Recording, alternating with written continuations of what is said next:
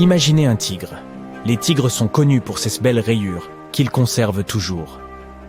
Cependant, imaginez si les rayures du tigre pouvaient changer de taille, de position et de couleur de temps en temps. Magique, n'est-ce pas? Eh bien, c'est exactement ce qui se passe avec un titan de notre système solaire, Jupiter. Pourquoi et comment? Eh bien, les astronomes pourraient bien avoir la réponse. Alors voyons voir. Jupiter est une planète immense et fascinante. Lorsque vous regardez sa photo de loin, c'est comme voir un magnifique lever de soleil. Ici, nous avons toute une palette, des jaunes pâles crémeux au brun caramel, avec même quelques nuances de bleu. Jupiter est un astre époustouflant, composé principalement d'hydrogène et d'hélium, tout comme notre Soleil. Cependant, elle n'a pas rassemblé assez de matière lors de sa formation pour devenir une étoile. Au lieu de cela, elle est devenue une boule colossale de gaz qui pourrait contenir plus de 1300 terres à l'intérieur. Jupiter présente ces motifs intéressants de nuages sombres et clairs qui tournoient autour de la planète en bandes alternées, comme d'immenses rayures. Ces rayures sombres sont appelées bandes, et les plus claires sont appelées zones. À vrai dire, elle n'est pas unique en son genre. La Terre et Jupiter présentent toutes deux ces motifs dans leurs atmosphères. C'est juste que la Terre n'en a que quelques-uns, alors que Jupiter en a beaucoup plus. Pourquoi ces bandes sont-elles brunes et beiges ? Cela peut s'expliquer par la combinaison d'hydrogène, d'hélium et d'autres traces d'éléments dans l'atmosphère de la planète. C'est un peu comme mélanger différentes couleurs de peinture pour créer de nouvelles nuances. Ces bandes créent de magnifiques motifs à travers la surface de la planète. Bien, puisque Jupiter a une atmosphère imposante et un système météorologique similaire à celui de la Terre, elle connaît donc des tempêtes extraordinaires. Donc, même si ces bandes peuvent y sembler calmes et paisibles, elles font en réalité partie d'un système météorologique déchaîné. C'est comme une fête de tempête sans fin qui se déroule là-bas. Ces bandes et ces zones se déplacent dans des directions opposées autour de la planète. Les bandes tournent à rebours de la rotation de Jupiter, à contre-courant pour ainsi dire, tandis que les zones vont dans son sens. Et non seulement elles se déplacent dans des directions différentes, mais elles existent également à différentes altitudes dans l'atmosphère de la planète. Les bandes s'apparentent à des régions où les choses montent, comme des bulles dans une boisson gazeuse. Donc, le sommet des nuages à l'intérieur de celle-ci se trouve plus haut dans le ciel en comparaison du sommet des nuages dans les zones, qui sont donc plus enfoncées. Ainsi, même si la Terre et Jupiter possèdent cette similitude, leur météo est complètement différente. Ce serait comme comparer des pommes et des oranges. L'une des tempêtes les plus célèbres sur Jupiter est la Grande Tache Rouge. Mais pourquoi est-elle rouge? Eh bien, c'est un peu un mystère. Les scientifiques pensent que la tempête se situe à une altitude plus élevée que le reste de l'atmosphère. Cela signifie qu'elle reçoit une dose plus forte de lumière solaire. Imaginez-vous debout sur une colline, où le soleil brille plus fort sur vous par rapport au reste de l'environnement. De la même manière, la Grande Tache Rouge reçoit davantage de rayonnement du soleil. La tempête contient également dans ses nuages des composés chimiques spécifiques, tels que l'ammoniac et l'acétylène. Lorsque ces composés reçoivent ce rayonnement supplémentaire, ils réagissent d'une manière unique, donnant à la tempête sa couleur rouge distinctive, un peu comme des effets spéciaux dans un théâtre cosmique. Quoi qu'il en soit, ces rayures ont l'air stylées et tout, mais quel est le grand mystère qui les entoure? Eh bien, voyez-vous, un jour, les scientifiques ont décidé d'examiner les données provenant de l'intérieur profond de Jupiter, environ 50 km sous sa surface. Et après avoir jeté un coup d'œil au secret de Jupiter, ils ont remarqué quelque chose d'étrange. Quand ils ont observé Jupiter en utilisant un type de lumière spéciale, dite lumière infrarouge, les couleurs de ces bandes ont réellement changé. Les zones claires qui étaient pâles et crémeuses sur les images habituelles devenaient sombres dans la vue infrarouge. Quant aux bandes autrefois sombres, elles brillaient à présent vivement. Cela suggère quelque chose d'intéressant. Les bandes sur Jupiter ont une couverture nuageuse plus mince que les zones. C'est comme si elles portaient des tenues transparentes, tandis que les zones avaient des nuages plus épais, comme des doudounes moelleuses. Ainsi, ce que nous percevons comme des bandes sombres dans les images ordinaires se révèle être lumineux dans l'infrarouge, laissant entendre que ces ceintures ont moins de matière nuageuse, bloquant la lumière. Mais voici la partie la plus étrange. Toutes les quelques années, quelque chose change. C'est comme si la météo sur Jupiter passait par des montagnes russes. La couleur des bandes peut changer, et parfois tout le modèle météorologique s'emballe pendant un moment. Les scientifiques restent perplexes et tentent de comprendre pourquoi cela se produit. Ils ont donc décidé d'utiliser la sonde spatiale baptisée Juno pour enquêter sur ce phénomène. Depuis 2016, Juno collecte beaucoup d'informations sur Jupiter, comme un espion collectant des indices. L'un des éléments que Juno étudie est le champ magnétique de Jupiter. Tout comme la Terre, Jupiter a un champ magnétique. C'est comme une bulle invisible qui entoure la planète, s'étendant jusqu'à l'espace.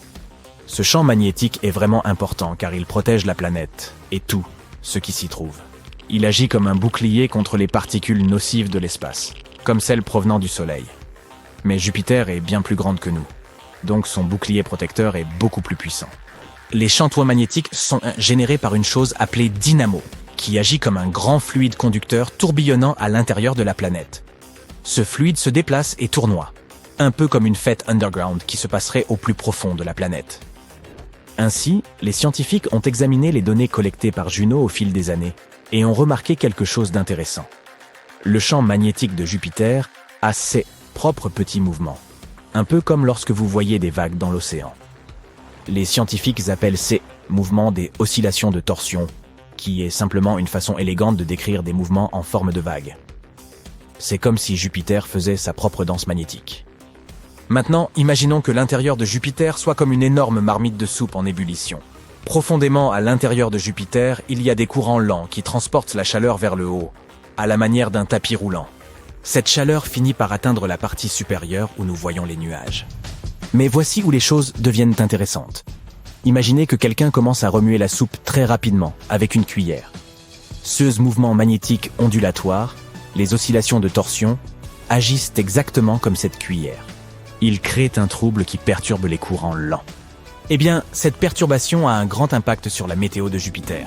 C'est comme augmenter la chaleur de votre gazinière et changer la façon dont cuit la soupe. Les schémas de montée et de descente des nuages, que nous appelons ascendance et subsidence, se mélangent tous, un tourbillon dans la soupe. Nos astucieux chercheurs ont également remarqué quelque chose de particulier près de l'équateur de Jupiter. Ils ont découvert un point concentré de magnétisme appelé la grande tache bleue. Et devinez quoi? Ce point ralentit, comme s'il prenait une pause dans son mouvement habituellement rapide. Cela suggère qu'un nouveau type de mouvement ondulatoire, une nouvelle danse, est sur le point de commencer. Donc, pour résumer, les scientifiques ont eu une idée intéressante. Ces mouvements magnétiques ondulatoires, les oscillations de torsion, perturberaient les courants lents à l'intérieur de Jupiter, déréglant les motifs des nuages et provoquant des conditions météorologiques extrêmes. Et lorsqu'ils ont calculé le temps qu'il fallait à ces mouvements ondulatoires pour se produire, ils ont découvert qu'ils correspondaient aux mêmes périodes où les rayures de Jupiter changeaient. Ainsi, en termes simples, les chercheurs pensent que ces mouvements ondulatoires dans le champ magnétique de Jupiter provoquent des changements dans les rayures de la planète. Les pièces d'un puzzle se rassemblent. Les astronomes essaient toujours de comprendre pleinement pourquoi cela se produit, mais c'est un pas en avant excitant dans la compréhension des mystères de notre vaste univers. Mais il reste encore quelques mystères à résoudre. Pour trouver plus de réponses, les scientifiques doivent continuer à observer attentivement Jupiter à l'avenir. En observant comment les nuages changent, ils peuvent vérifier si leur théorie est correcte ou si elle doit être ajustée. De ces tempêtes massives à ces bandes colorées, Jupiter ne cesse de nous surprendre avec ses merveilles cosmiques. Elle ne scintille peut-être pas comme une étoile, mais elle brille intensément en tant que géante gazeuse, nous captivant par sa taille et sa beauté. Alors restez toujours curieux et gardez la tête dans les étoiles. On pourrait croire que la meilleure façon de se rendre sur une planète depuis la Terre est d'attendre patiemment qu'elle se rapproche le plus possible. Oui, la voilà. Et de décoller à bord d'une fusée orientée vers elle. Super, salut maman, à plus tard. Mais pourquoi cette méthode n'a-t-elle pas fonctionné? Tout d'abord, les planètes, y compris la nôtre, se déplacent constamment sur leur orbite elliptique à une vitesse de plusieurs dizaines de kilomètres par seconde. Votre fusée aurait donc besoin d'être placée sur une orbite elliptique, n'est-ce pas? C'est un peu comme viser une cible mouvante avec une fléchette ou organiser une fête surprise pour un ami. Vous ne voudriez pas crier « surprise » au mauvais moment. De même, lorsque nous envoyons des véhicules spatiaux vers d'autres planètes, nous souhaitons utiliser le moins d'énergie possible. Et pour atteindre n'importe quelle planète de la manière la plus simple, vous avez besoin d'une astuce spéciale qu'on appelle orbite de transfert de Hohmann. Imaginons que vous souhaitiez vous rendre sur Mars. Vous devez attendre que la Terre et la planète rouge soient dans les bonnes positions afin de ne pas vous perdre ou de ne pas tomber en panne de carburant à mi-chemin. Un voyage utilisant une orbite de transfert de Hohmann prendrait environ 259 jours. En effet, l'orbite de transfert entre la Terre et Mars prend 517 jours, et le voyage vers Mars correspond à la moitié de cette orbite. Mais ne pourrait-on pas voyager plus vite? Oui, mais cela nécessiterait beaucoup plus de carburant, ce qui compliquerait le lancement, car la fusée serait trop lourde. En fait, ce serait un peu comme un chien qui se mord la queue.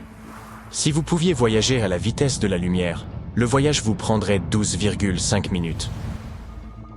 De plus, lorsque votre fusée atteint enfin l'autre planète, elle doit encore ralentir pour se mettre en orbite autour d'elle ou pour atterrir à sa surface. Cela signifie qu'elle utilisera encore plus d'énergie, même s'il y a des moyens d'en économiser un peu, par exemple en utilisant des parachutes ou le dispositif de freinage aérodynamique. C'est un peu comme si vous faisiez du skateboard et que vous deviez vous arrêter. Vous ne vous écraseriez pas contre un mur, vous utiliseriez votre pied ou quelque chose d'autre pour ralentir progressivement.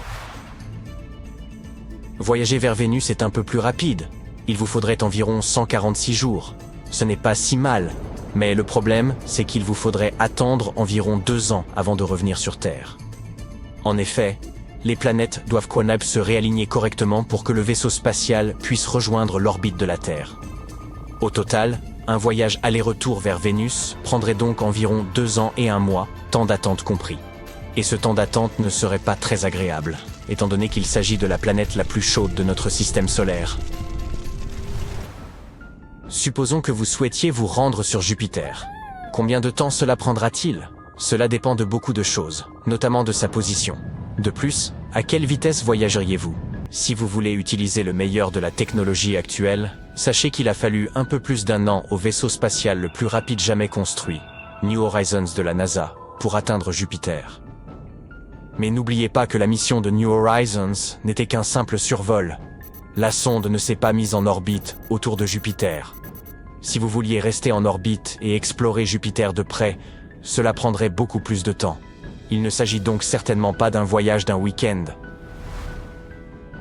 Avec le transfert de Hohmann, il vous faudrait plusieurs années pour atteindre Jupiter. En effet, le transfert de Hohmann consiste à transférer un objet d'une orbite à une autre. Jupiter se trouve sur une orbite plus élevée que celle de notre planète. Ainsi, pour effectuer le transfert, votre fusée devra emprunter une trajectoire qui l'amènera à dépasser l'orbite de notre géante gazeuse. La fusée doit donc accélérer lorsqu'elle se rapproche de Jupiter pour éviter de retomber vers le Soleil, puis ralentir lorsqu'elle dépasse Jupiter pour éviter de s'envoler dans l'espace. C'est un peu comme quand une voiture accélère pour gravir une colline et ralentit pour redescendre de l'autre côté. C'est ainsi que la sonde utilise la gravité de Jupiter pour se mettre en orbite autour de cette planète. Il est difficile de déterminer la distance exacte entre Jupiter et la Terre. Elles tournent toutes deux autour du Soleil en suivant des trajectoires ovales différentes. Parfois, elles sont très proches l'une de l'autre, et d'autres fois, elles sont très éloignées. En bref, elles jouent constamment au chat et à la souris.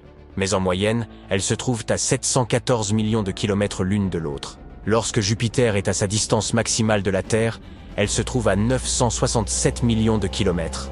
Cela équivaut à faire 24 000 fois le tour de la Terre. Mais si vous pouviez vous rendre sur Jupiter à la vitesse de la lumière, vous y arriveriez en à peu près 40 minutes.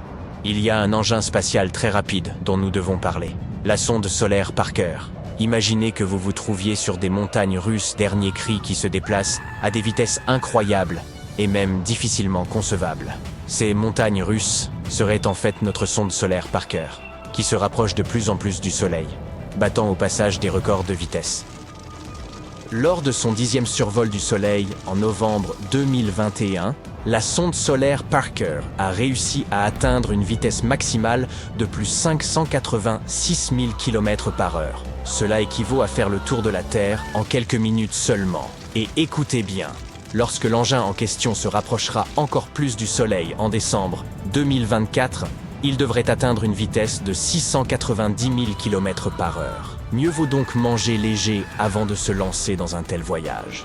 Imaginons que vous soyez à bord de la sonde solaire Parker et que vous souhaitiez faire un détour pour visiter Jupiter. Si vous pouviez voyager en ligne droite à la même vitesse que cette sonde lors de son 10e survol, il ne vous faudrait que 42 jours pour atteindre Jupiter quand son orbite est proche de la nôtre. À une distance moyenne, cela prendrait environ 51 jours. Vous devez également tenir compte de la durée de votre voyage. Votre fusée peut arriver sur une planète de deux manières, soit en se mettant en orbite autour de la planète, soit en la survolant très rapidement. Si le vaisseau spatial doit se mettre en orbite, il doit ralentir à l'approche de la planète. Imaginez qu'il soit happé par la gravité de la planète et qu'il commence à tourner autour d'elle. Mieux vaut donc ralentir à l'arrivée. Cela signifie qu'il faut brûler beaucoup de carburant supplémentaire et cela rend le voyage plus long. Voici quelque chose d'intéressant. Pour voyager plus vite, nous pouvons utiliser ce que l'on appelle l'assistance gravitationnelle. Cela signifie que nous utilisons la gravité des planètes et d'autres objets dans l'espace pour nous donner un petit coup de pouce et accélérer notre précieuse fusée.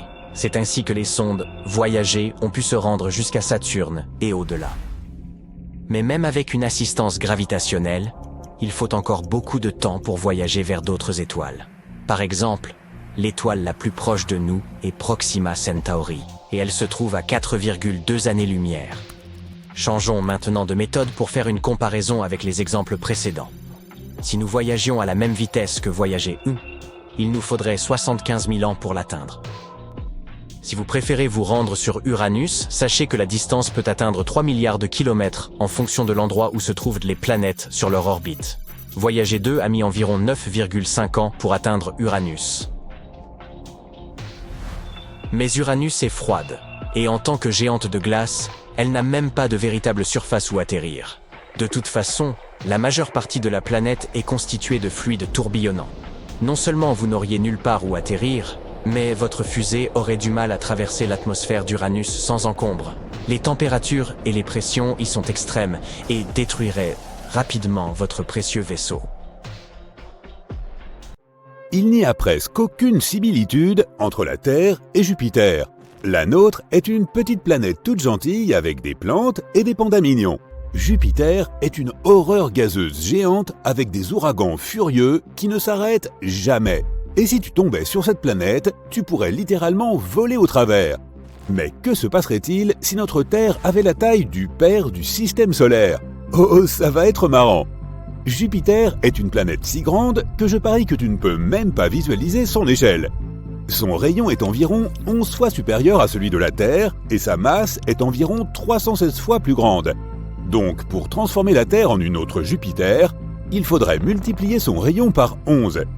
Si la densité de la planète restait la même, alors la masse de notre nouvelle Terre augmenterait considérablement.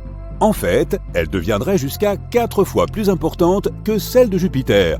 Bien sûr, ces changements ne se feraient pas sans quelques accros. La toute première chose que l'on remarquerait immédiatement, non, ce n'est pas la taille, mais la gravité. Elle augmenterait d'environ 11 fois par rapport à celle de notre ancienne Terre. Les scientifiques affirment que nous pourrions effectivement survivre sur une planète avec une plus grande gravité, mais seulement si elle n'était que 5 fois supérieure à celle que nous connaissons maintenant. Admettons que nous ayons le goût du risque, toujours prêts à défier les lois de la physique. À quoi ressemblerait notre vie? Eh bien, pas vraiment à une partie de plaisir. Après chaque pas, tu devrais t'asseoir sur un banc et faire une pause, comme si tu venais de courir un marathon.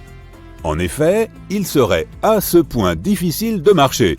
Oh, et bonne chance pour te relever ensuite. Pour pouvoir se déplacer d'une manière ou d'une autre sur cette planète, il faudrait devenir vraiment baraqué. Il n'y aurait plus de problème avec la malbouffe, car il faudrait être un véritable haltérophile pour atteindre le réfrigérateur. La force de gravité affecte non seulement les mouvements, mais aussi la taille de toute chose. Sais-tu que de nombreux astronautes gagnent quelques centimètres grâce à l'apesanteur dans l'espace? Donc, si tu en as assez d'être petit, voici une solution pour toi. D'un autre côté, une forte gravité nous rendrait tous plus trapus. Cela ne vaudrait pas seulement pour les humains, mais pour tout ce qui se trouve sur notre planète. Les arbres deviendraient très petits. Pour pousser vers le haut, ils doivent déplacer l'eau de leurs racines vers leurs branches, ce qui serait irréalisable avec une telle gravité. Alors ils se transformeraient tous en de petits buissons. De même, plus de montagnes. Même les plus grandes finiraient par s'affaisser. Mais au moins à présent, l'Everest semblerait à la portée de tout le monde. Cela s'appliquerait aussi aux animaux. Nos animaux de compagnie devraient rapidement évoluer en des corgis bodybuildés, juste pour pouvoir trottiner tant bien que mal. Oh, et dis adieu aux oiseaux, bien entendu. Si tu penses que tout cela ne suffit pas, ajoutons une autre chose. Il nous serait très difficile de respirer. La pression atmosphérique augmenterait de façon spectaculaire. C'est parce que la Terre commencerait à attirer l'air vers elle avec une force colossale. Tu en sentirais littéralement le poids sur tes épaules. Tu te souviens de ce que j'ai dit à propos de devoir faire une pause après chaque pas. Maintenant, imagine qu'il te faudrait également respirer à travers un oreiller. Oui, et ce n'est pas tout. La pression atmosphérique joue un rôle important dans le comportement des molécules d'eau. Il serait beaucoup plus difficile pour l'eau de bouillir ou de se transformer en glace. La plupart des icebergs fondraient et il est possible que nous n'ayons plus de nuages non plus. Toute la vapeur d'eau s'abattrait sur nous sous la forme de torrents de pluie diluvienne. Nous aurions de la chance si nous n'étions pas tous submergés instantanément. Mais étrangement, il se trouverait aussi quelques avantages. Par exemple, le monde qui nous entoure deviendrait beaucoup plus spacieux. En supposant que nous ne soyons pas inondés, il y aurait même un tas de zones complètement désertes sur notre planète. Peut-être que les prix de l'immobilier baisseraient enfin. Mais ces zones inexplorées resteraient très probablement, inexplorées, puisqu'il nous serait extrêmement difficile de voyager à travers les mers et les océans.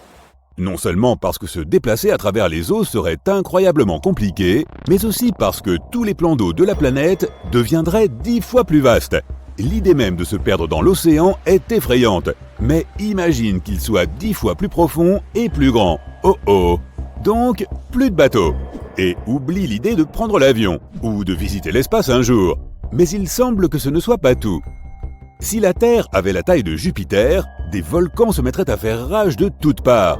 En raison de l'augmentation de sa masse, la Terre deviendrait terriblement instable. Tous les volcans éteints redeviendraient actifs, et il y aurait de la lave et des gaz toxiques partout. En 1883, l'éruption la plus destructrice de l'histoire de l'humanité a eu lieu, l'éruption du volcan Krakatoa. Elle s'est produite sur une petite île, mais les gens de toute la planète ont pu en ressentir les conséquences. L'éruption a anéanti cette île, déclenché de nombreux tsunamis et des nuages de gaz toxiques se sont répandus sur des kilomètres à la ronde. Maintenant, imagine la même chose, mais en 10 fois pire. C'est ce qui se passerait sur notre Terre de la taille de Jupiter. Ce qui arriverait serait comparable à la chute de la météorite de Chicxulub, celle qui a éradiqué les dinosaures de la surface de la Terre. Ensuite, des gaz toxiques se sont répandus sur toute la planète, provoquant l'une des plus grandes extinctions de masse de l'histoire de la Terre. Oh, et cerise sur le gâteau, nous perdrions aussi notre champ magnétique. Le champ magnétique est très important pour la vie sur Terre. Selon Rory Barnes de l'Université de Washington, il protège la vie sur notre planète des désagréments de l'espace, ce qui signifie toutes sortes de radiations et autres vents solaires. Il existe un noyau de fer fondu au cœur de notre planète, qui est responsable de la production du champ magnétique. Si la pression exercée sur ce noyau augmentait à cause de la gravité, il pourrait se solidifier. Et à cause de cela, le champ magnétique de la Terre disparaîtrait. Nous serions alors exposés aux effets des radiations cosmiques. C'est trop effrayant pour y penser. Très bien, maintenant nous savons que vivre sur cette nouvelle Terre serait un véritable cauchemar. Mais qu'en est-il de l'espace extra-atmosphérique ? Tu as probablement entendu dire que Jupiter, grâce à sa forte gravité, nous protégeait des astéroïdes. Eh bien, c'est nous qui hériterions de ce sale boulot. Jupiter rencontre environ 24 000 impacts par an, et ce serait désormais notre destin. Tu te souviens que j'ai parlé de la météorite de Chicxulub ? Des tragédies similaires arrivent à notre planète une fois tous les 100 millions d'années environ. Mais si elle acquérait la taille de Jupiter, ces machins nous rendraient visite tous les vendredis soirs. De plus, nous devrions dire bye-bye à notre Lune. Notre satellite naturel est trop proche de nous. Donc, si la Terre grandissait, ce serait une véritable catastrophe. Nous regarderions littéralement la Lune se déchirer dans le ciel. Bien sûr, après cela, tous ces fragments s'écraseraient sur nous. Une théorie affirme qu'il y a des milliards d'années, la Lune s'est pour ainsi dire séparée de la Terre et que ces morceaux se sont rassemblés en une boule. En l'occurrence, ce serait comme regarder sa formation se rembobiner. Et même si la Lune survivait à cela, en restant en quelque sorte dans l'orbite de la Terre, les changements dans nos marées seraient tout de même spectaculaires. Les conséquences de ces altérations seraient absolument imprévisibles, mais il est plus que probable qu'une série de tsunamis en fasse partie. D'un autre côté, nous gagnerions probablement quelques nouvelles lunes. Jupiter en compte jusqu'à 79. Ce serait probablement un spectacle à couper le souffle. Si seulement les nuages de gaz de toutes ces éruptions volcaniques ne bloquaient pas la vue. De plus, l'apparition d'une deuxième planète géante aurait des conséquences importantes pour tout le système solaire. Ne t'inquiète pas, les autres planètes ne s'écraseraient pas directement sur nous. Beaucoup de gens sous-estiment à quel point les planètes sont éloignées les unes des autres. Mais toutefois, la nouvelle Terre décalerait un peu les orbites des autres planètes et affecterait leur vitesse de rotation. Et la Terre elle-même tournerait autour du Soleil beaucoup plus lentement, en raison de son énorme masse. Par exemple, une année sur Jupiter équivaut à 12 années terrestres. Tout cela, bien sûr, affecterait grandement les saisons et le climat en général. Alors, y aurait-il encore de la vie sur Terre ? C'est une question pour le moins audacieuse. Mais si un jour nous parvenons à trouver une super-Terre habitable, d'une taille proche à celle de Jupiter, il serait très intéressant d'y jeter un coup d'œil. Jupiter a 79 lunes connues et les 4 plus grandes qui sont particulièrement intéressantes sont appelées les lunes galiléennes. Elles ont été nommées d'après Galileo Galilei qui les a découvertes au XVIIe siècle. Elles ont quelque chose en commun, mais en même temps, elles sont toutes très différentes. Europe est la plus petite des lunes galiléennes avec un diamètre de 3000 km. Elle tourne autour de Jupiter tous les 3 jours et demi.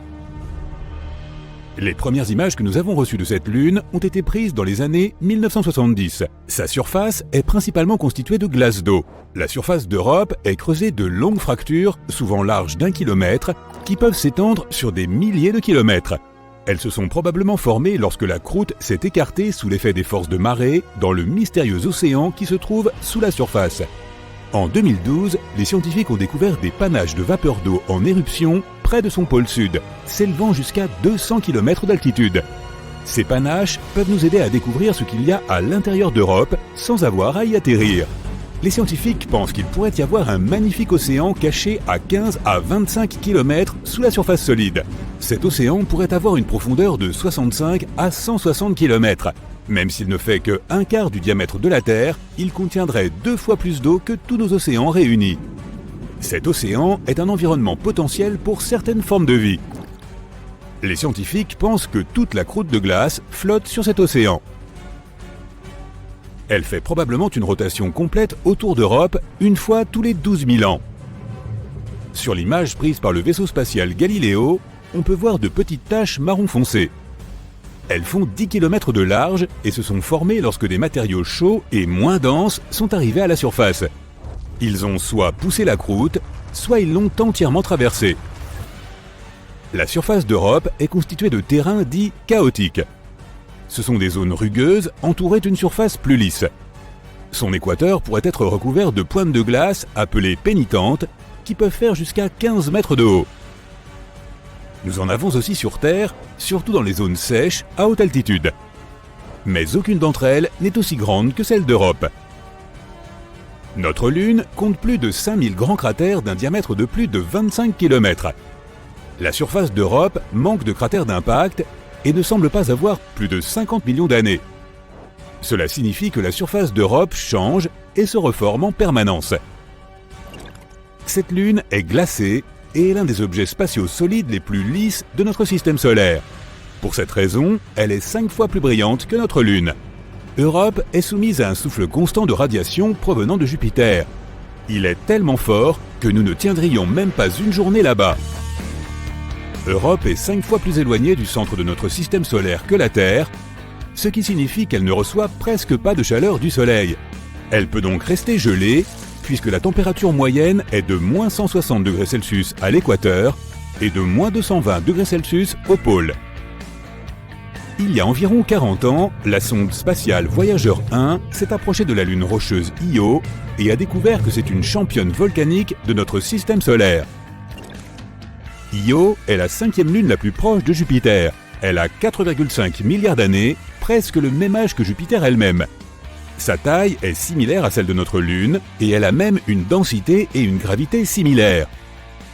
De nombreuses lunes de notre système solaire sont composées de silicates et de glace d'eau, mais Io est faite de roches de fer et de silicates. Tu pourras voir de magnifiques aurores polaires sur Io. Comme cette lune tourne autour de Jupiter, les aurores changent de luminosité en permanence, mais elles sont toujours là. Io est relativement proche de Jupiter, à près de 420 000 km au-dessus du sommet de ses nuages. Si tu pouvais te tenir sur Io et regarder Jupiter, elle apparaîtrait presque 40 fois plus grosse que notre Lune dans le ciel. Observer les étoiles là-bas serait incroyable. Io a besoin de 42,5 heures pour tourner autour de Jupiter. Notre Lune a besoin de presque un mois. À certains moments, l'effet de marée d'Io peut atteindre jusqu'à 100 mètres. C'est similaire à ce que nous avons sur Terre. La gravité de notre Lune provoque des marées océaniques. Io n'a pas d'océan, mais le sol lui-même bouge. Il monte et descend. Un peu comme un ascenseur qui monte et descend dans un immeuble de 30 étages. La gravité de Jupiter et de ses autres grosses lunes affecte Io. C'est pourquoi les marées du sol solide à sa surface sont plus de 5 fois supérieures aux plus hautes marées océaniques de notre planète.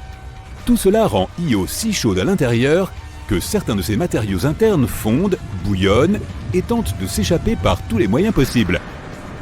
Cela finit par créer un trou dans le sol qui se transforme ensuite en volcan. En termes volcaniques, Io est le corps le plus actif de notre système solaire.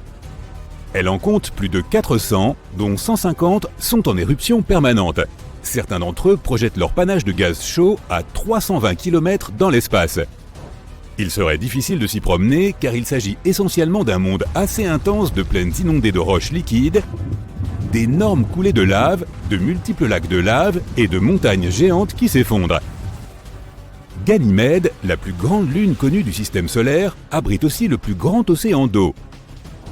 Elle est 26% plus grande que Mercure en termes de volume, mais elle est moins dense. Cette lune géante possède une épaisse croûte de glace d'eau de 145 km de profondeur. Il pourrait y avoir un énorme océan d'eau liquide en dessous, s'étendant sur 100 km de profondeur, ce qui est environ 10 fois plus profond que le point le plus profond des océans sur Terre. La sonde spatiale Voyager y a aussi détecté des calottes polaires faites de givre d'eau. Ganymède est composée à moitié de roches et à moitié d'eau, y compris de minuscules quantités de métaux et de glace. Son atmosphère est très fine et ne contient pas d'oxygène. Son océan ne contient très probablement pas de vie. La Terre est un excellent exemple de la façon dont certains microbes et créatures peuvent survivre en profondeur sans la lumière du Soleil. Mais l'océan de Ganymède est si profond et la pression est si forte que l'eau au fond est probablement comprimée et redevient de la glace. Certaines formes de vie dans les zones les plus profondes de notre océan survivent grâce aux évents géothermiques qui éjectent des minéraux. Comme il y a probablement une épaisse couche de glace entre l'océan et le noyau, ce n'est pas le cas sur Ganymède. Mais l'océan y est salé et comporte plusieurs couches divisées par des couches de glace. S'il y a la moindre chance d'y trouver une forme de vie, elle pourrait se trouver dans la partie où le noyau rocheux est en contact avec la couche glacée la plus interne. Sans toute cette eau et cette glace, Ganymède est la seule lune de tout le système solaire à posséder un champ magnétique. Cela est rendu possible par son noyau liquide. Ganymède fait le tour de Jupiter environ une fois tous les 7 jours. Son orbite est excentrique, c'est-à-dire qu'à certains moments, elle est plus proche de Jupiter. Ganymède, Io et Europe ont des forces gravitationnelles qui s'influencent mutuellement.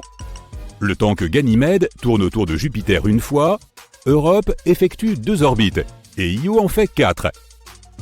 Un tiers de la surface de Ganymède contient de grandes régions sombres, tandis que les 2 autres tiers sont plus clairs. Les zones sombres sont plus anciennes et contiennent plus de cratères. Les zones plus claires ont de longues crêtes et des rainures d'environ 700 mètres de haut et des milliers de kilomètres de long.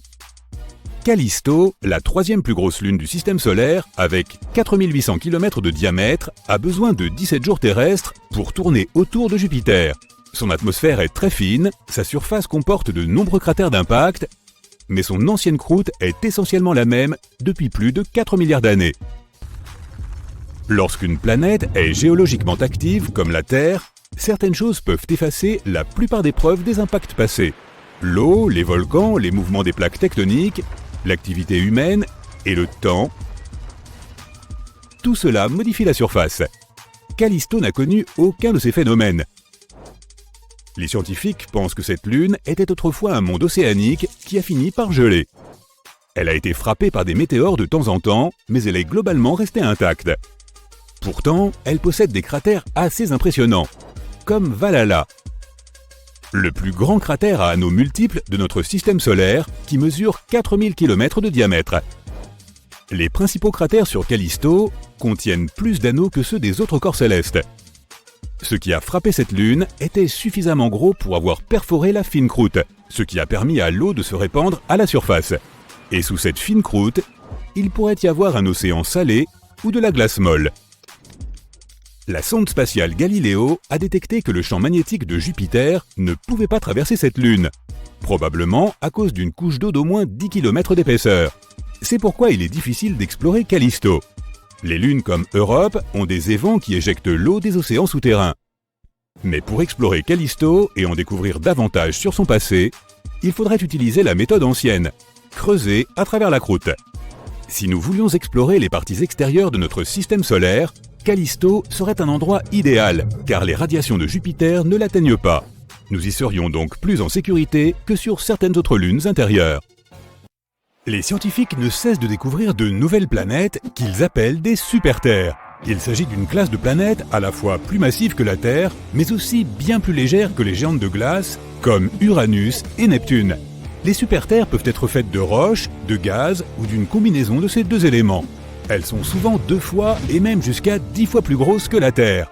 Elles sont intéressantes à étudier, mais un peu trop éloignées de nous. Elles sont assez courantes en dehors de notre système solaire, de la même façon que d'autres planètes remarquables, comme les mini-Neptunes.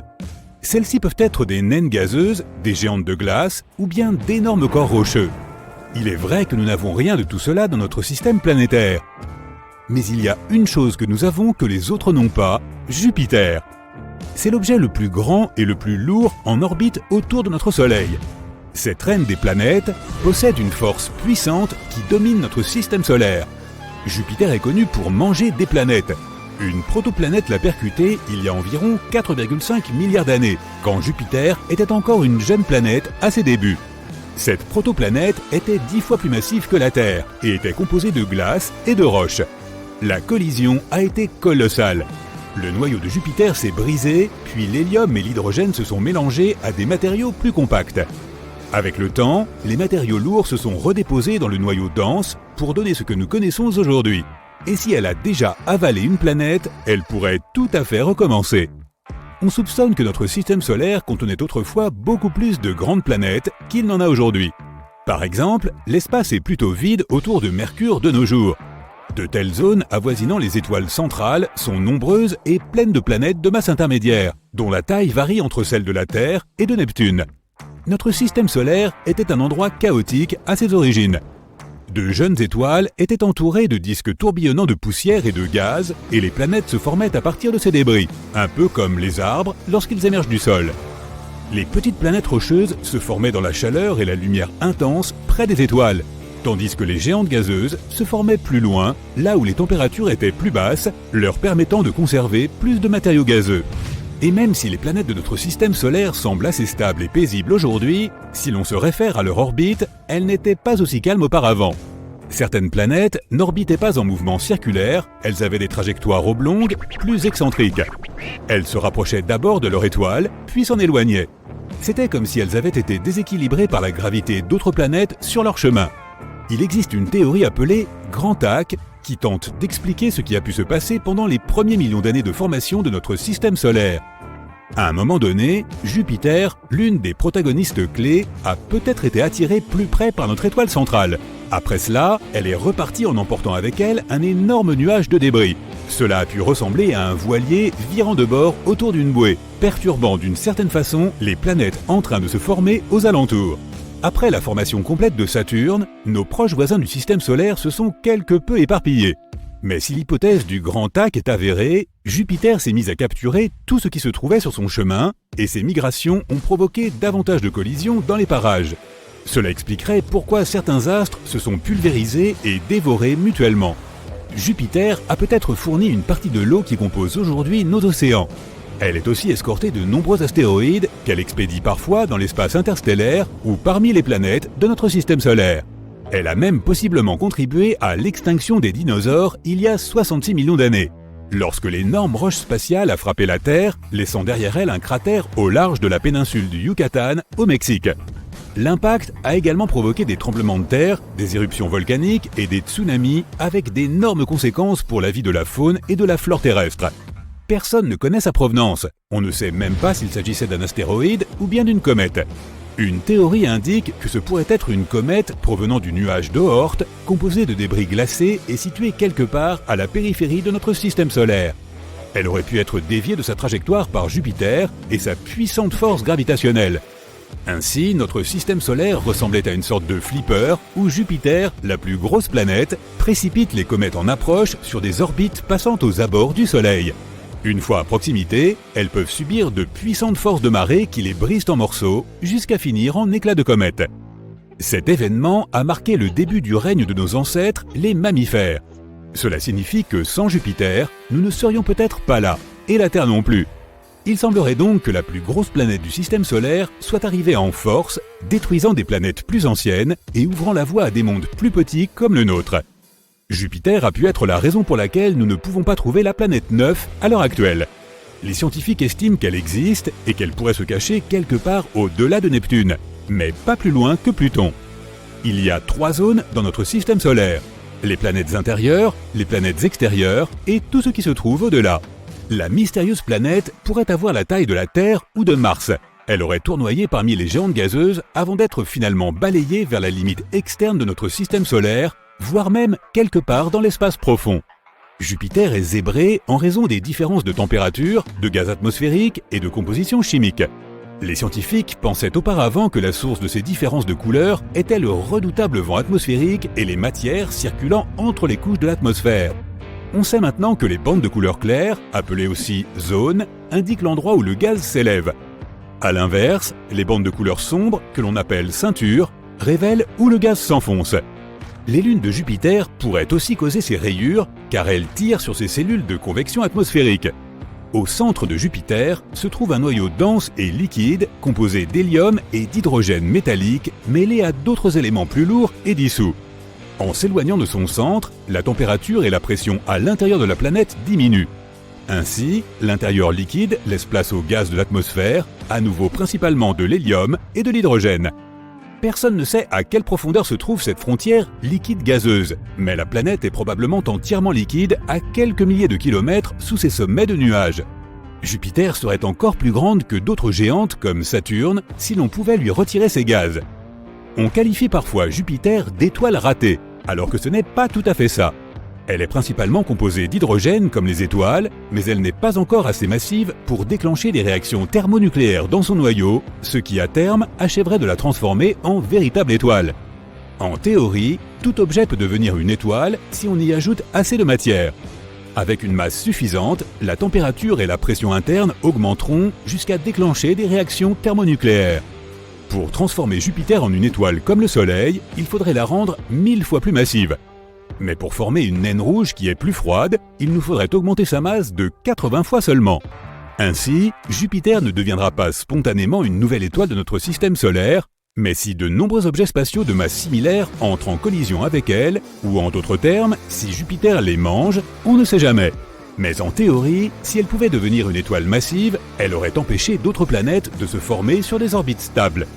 Elle aurait aussi augmenté la quantité de radiation qu'elles reçoivent, rendant alors très difficile le développement de la vie dans notre système solaire. Jupiter est la planète qui tourne le plus vite dans notre système solaire. Il ne lui faut que 10 heures pour faire une rotation complète sur son axe, malgré sa taille immense, plus de 300 fois celle de la Terre. Elle est aussi 2,5 fois plus massive que toutes les autres planètes de notre système solaire réunies. Mais si elle venait à prendre encore plus de masse, elle rétrécirait. De la masse supplémentaire rendrait Jupiter plus dense, ce qui signifie qu'elle commencerait à s'effondrer sur elle-même. Ainsi, elle pourrait gagner jusqu'à 4 fois sa masse en gardant toujours la même taille. Bang! Un autre coup sur Jupiter. Voyons voir, une géante gazeuse, la plus grande planète du système solaire, 318 fois plus grande que la Terre, 2,5 fois plus grande que toutes les autres planètes du système solaire réunies. Et un autre élément intéressant, si elle grossissait encore, elle deviendrait en fait plus petite. Avec plus de masse, la planète serait plus dense, ce qui la conduirait à se ramasser sur elle-même. Les scientifiques affirment que Jupiter pourrait avoir une masse 4 fois plus importante tout en gardant la même taille. Il lui faut 10 heures pour faire une rotation complète sur son axe. C'est la planète qui tourne le plus vite dans notre système solaire et elle se fait heurter par de nombreux objets spatiaux en permanence. Ce phénomène a été découvert par des astronomes amateurs qui observaient Jupiter et ont vu un flash inhabituel à la surface de la planète. Les impacts provoquent des flashs comme celui-ci et pour une raison quelconque, Jupiter subit plus d'impacts que les autres planètes. En 1994, les astronomes ont découvert Shoemaker-Levy 9, une comète qui s'est brisée et est entrée en collision avec la géante gazeuse. La comète d'origine avait à peu près la taille de l'astéroïde qui a anéanti les dinosaures, mais elle s'est brisée en plus de 20 fragments qui ont assombri la surface de la planète et ce pendant des mois. 15 ans plus tard, en 2009, les astronomes ont vu une tache noire sur Jupiter de la taille de la Terre. C'était le résultat d'un astéroïde d'un diamètre de 200 à 500 mètres. Le plus gros astéroïde enregistré sur Terre a frappé la région de Tunguska en Russie en 1908. Cela a provoqué une explosion massive, même si personne n'a jamais trouvé de cratère. Alors pourquoi Jupiter est-elle la cible de tant d'objets spatiaux ? Les astéroïdes et les comètes qui passent près de la Terre et de Jupiter vont presque à la même vitesse. La densité numérique des objets spatiaux qui peuvent interagir est presque la même aussi. Mais la section transversale de ce qu'ils risquent de heurter est très différente. Jupiter a un diamètre 11 fois supérieur à celui de notre planète, ce qui signifie que sa section transversale est environ 125 fois supérieure. Plus une planète est massive, plus son attraction gravitationnelle est forte. Elle attire donc certains objets spatiaux à la dérive. Notre champ gravitationnel est plus faible que celui de Jupiter. Si un objet passe près de nous à une vitesse de 36 000 km ou moins, notre gravitation l'attirera. Or, les astéroïdes et les comètes se déplacent généralement à des vitesses bien plus importantes. Jupiter attire la plupart des comètes et des astéroïdes qui passent à proximité. Si notre planète était frappée par de tels objets aussi fréquemment que Jupiter, nous connaîtrions des extinctions comme celles des dinosaures des milliers de fois plus souvent. En 2020, les scientifiques ont découvert qu'il y avait un astéroïde inhabituel dans l'orbite de Vénus, le premier à s'y trouver. De la taille d'une petite montagne et riche en minéraux que nous pouvons trouver dans les profondeurs rocheuses de la Terre. Ils pensent même que cela pourrait être le signe d'un ensemble plus important d'astéroïdes, créés lors de la formation de notre système solaire. Ce n'est pas le seul mystère entourant Vénus. La planète a des vents d'une violence folle qui poussent les nuages et les tempêtes autour de la planète à des vitesses supérieures à 354 km/h. C'est 60 fois plus rapide que la rotation de Vénus elle-même. De plus, les scientifiques ne sont toujours pas sûrs de ce qui s'est passé avec ces océans. Ils pensent que puisque la planète est si proche du Soleil, l'eau s'est évaporée et s'est envolée dans l'atmosphère sous forme de vapeur. Cela a piégé la chaleur provenant du Soleil, une chaleur qui aurait vaporisé de plus en plus d'eau au fil du temps. Vénus avait probablement un environnement comme sur Terre, mais il y a très longtemps. Selon cette théorie, de nombreuses comètes et astéroïdes se sont écrasés sur Vénus. Des milliards de morceaux de la planète volaient tout autour. Certains ont même pu s'écraser sur la Lune de la Terre. Les morceaux qui ont percuté notre planète sont probablement enterrés très profondément, car notre activité géologique est plus importante que celle de la Lune. Uranus a aussi subi une collision, mais plus grave que celle des astéroïdes. Les autres planètes de notre système solaire ont pour la plupart un axe de rotation qui pointe en quelque sorte vers le haut du plan de l'écliptique. Or, Uranus est incliné, couché sur le côté. Une saison y dure donc 42 ans, lorsque son pôle sud ou son pôle nord est dirigé vers le Soleil. La plupart des planètes tournent également dans le sens inverse des aiguilles d'une montre, lorsque tu les regardes depuis le dessus de notre système solaire. Vénus fait le contraire, ce qui signifie qu'elle a peut-être été désaxée il y a longtemps. Uranus est peut-être entré en collision avec un autre corps spatial il y a des millions d'années. Lorsque notre système solaire était encore très jeune, les configurations orbitales de Saturne et de Jupiter se sont peut-être croisées. Leurs forces gravitationnelles ont en quelque sorte créé un élan orbital et l'ont transféré à Uranus, ce qui l'a désaxé. Des millions d'astéroïdes orbitent autour du Soleil, mais il n'y en a pas tant que ça qui passent près de la Terre de temps en temps. Il n'y a donc pas de corps spatiaux dangereux qui viennent vers nous. Il est prévu que nous visitions Mars dans les années 2030, et les scientifiques espèrent que Mars ne sera pas la cible de certains corps spatiaux plus gros.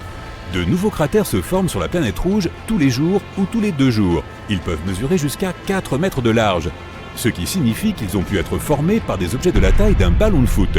Comme l'atmosphère y est plus fine que la nôtre, les corps plus petits peuvent y pénétrer plus facilement. La majeure partie du nord martien est constituée de basses terres lisses. Le sud est plus relevé, parsemé de cratères, et l'intérieur de la planète contient une quantité surprenante de métaux rares. Selon la théorie, c'est parce qu'un gros corps céleste est entré en collision avec Mars et a arraché une partie de sa moitié nord. Les débris de cet astéroïde ont fait le tour de la planète et se sont ensuite mélangés pour former 2 petites lunes qui orbitent autour de Mars. Nous avons aussi des roches martiennes sur Terre, trouvées dans le désert du Sahara, en Antarctique et dans d'autres endroits du globe. Certaines de ces roches contiennent du gaz qui est chimiquement le même que l'atmosphère de Mars. Les roches sont probablement issues d'une grosse explosion qui s'est produite lorsqu'un astéroïde ou un météore plus gros a été éjecté de Mars et a atterri sur notre planète. Mercure a aussi une atmosphère fine, si bien qu'elle subit beaucoup de petits impacts. Imagine que tu te réveilles, que tu ailles à ta fenêtre et que tu vois une pluie de micro-météores tous les matins. C'est ce qui se produit sur Mercure.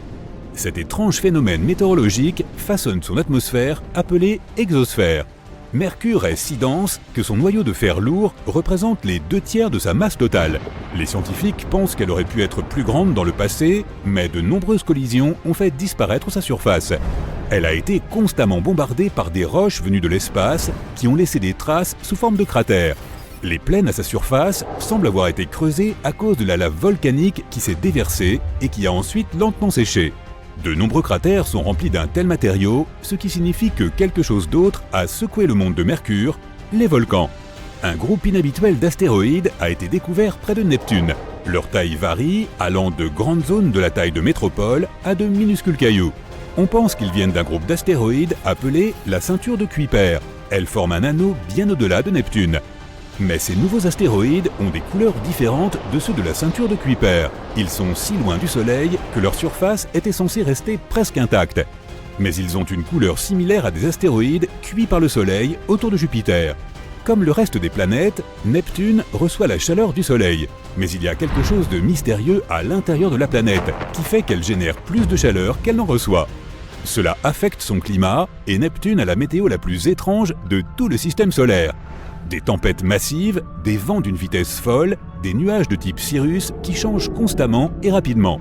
Il y a des taches sombres qui vont et viennent dans son atmosphère. Nous recevons 1000 fois plus de lumière solaire que Neptune. Les géantes gazeuses comme Saturne et Jupiter peuvent protéger notre planète des astéroïdes. Sans elles, les gros impacts qui ont créé suffisamment de débris pour former les lunes et d'autres planètes se produiraient plus souvent. Un énorme astéroïde se dirige actuellement vers Saturne et pourrait croiser au large de la Terre en 2031. Il est plus de 10 fois plus gros que l'astéroïde qui a anéanti les dinosaures. Titan, l'une des lunes en orbite autour de Saturne, 80% plus massive que notre propre Lune, est en fait la seule lune de notre système solaire qui ait une atmosphère. Elle est 1,5 fois plus épaisse que la nôtre et se compose principalement d'azote comme notre atmosphère. Personne ne sait d'où vient tout cet azote. Cependant, contrairement à Saturne et à la plupart des autres endroits de notre système solaire, sa Lune a un réel potentiel pour accueillir la vie.